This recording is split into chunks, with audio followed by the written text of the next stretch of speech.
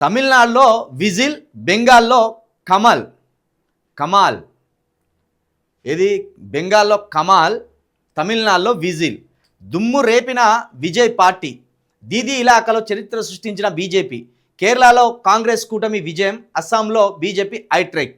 పుదుచ్చేరిలో మళ్ళీ ఎన్డీఏ సర్కార్కే పట్టం. 4 రాష్ట్రాలు, ఒక యూటీ. అసెంబ్లీ ఎన్నికల ఫలితాలు విడుదల. తమిళనాడులో 234 సీట్లకు 107 సీట్లతో టీవీకే విజయం. డిఎంకేకు 60 స్థానాలే. అంగ్ సర్కార్కు ఛాన్స్. బెంగాల్లో 293 సీట్లకు బీజేపీకి 206 స్థానాలు. 81 సీట్లకు పడిపోయిన టీఎంసీ.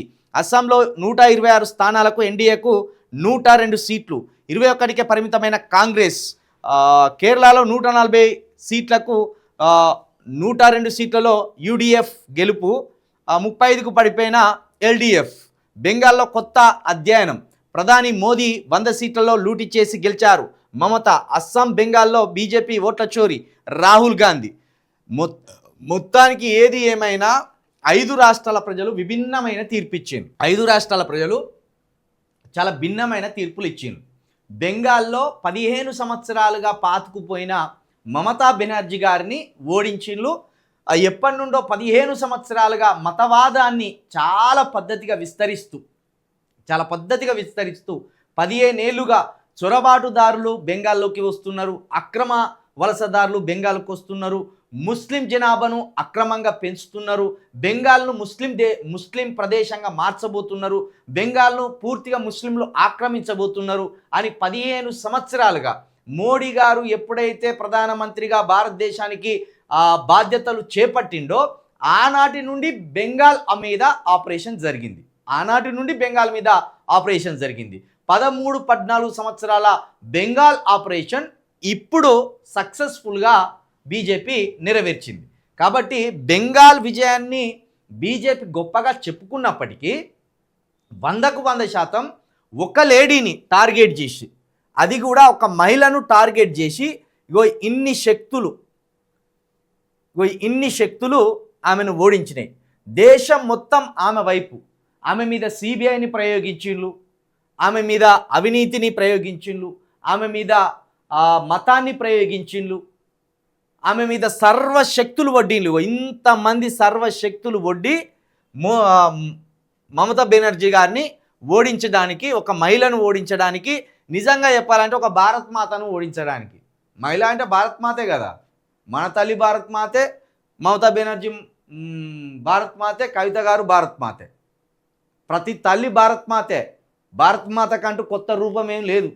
ఇగో భారత్ మాతని ఓడించడానికి, పోనీ దళిత్ మహిళ కూడా కాదు, బ్రాహ్మణ్ మహిళ, ఒక మహిళను ఓడించడానికి 13-14 సంవత్సరాలుగా ఇంతమంది పురుషులు ఎన్ని కుట్రలు చేయాలో అన్ని కుట్రలు చేసి దీదీని దెబ్బకొట్టింది. అది అక్కడ జరిగిన వలసదారులు వస్తున్నారు, అక్రమ చొరబాటుదారులు వస్తున్నారంటే మరి 13 సంవత్సరాలుగా భారతదేశానికి ప్రధానమంత్రిగా ఉన్నది ఎవరు? మోడీ గారు. మరి అడ్డుకోవాల్సింది ఎవరు? మీరే కదా. ఇప్పుడు చూద్దాం బెంగాల్లో అక్రమ చొరబాటుదారులు ఎంతమందిని ఏరివేస్తారు, ఎంతమందిని దేశం దాటి లోపలికి వచ్చిన వాళ్ళను బయటికి పంపిస్తారు. ఈ 13 సంవత్సరాలుగా దేశ ప్రధానిగా ఉండి చేయలేకపోయిండు. మరి బెంగాల్ను మాకిస్తే సస్యశ్యామలం చేస్తాం. మొత్తం రవీంద్రనాథ్ ఠాగూర్ అక్కడి పుట్టిండు పాపం. పాట కూడా రాసిండు ఆయన. మరి రవీంద్రనాథ్ ఠాగూర్ గారు పుట్టిన రాష్ట్రాన్ని ఎట్లా సస్యశ్యామలం చేస్తారో చూద్దాం. ఇన్ని రోజులు ముస్లింల నెపం రుద్దీన్లు బెంగాల్ మీద, మమతా బెనర్జీ గారి మీద ఇది హిందువులకు వ్యతిరేకి అనే ఒక వ్యతిరేకతను రుద్ది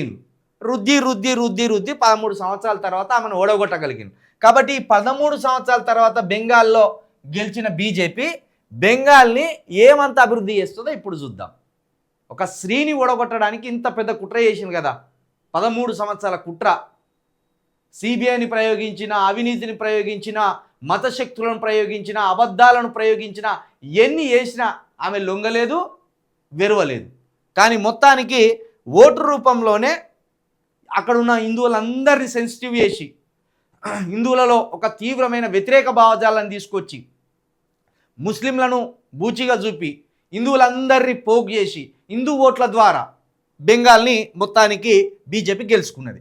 కాబట్టి ఇప్పుడు బెంగాల్ని ఏ విధంగా బీజేపీ పాలించబోతున్నది. నిజంగా అక్రమ చొరబాటుదారులను గుర్తించి ఒక్కని బయటికి పంపిన మోడీ గారు బీజేపీ సఫలీకృతం అయినట్టే. చూద్దాం మరి. ఇది పక్కన పెడితే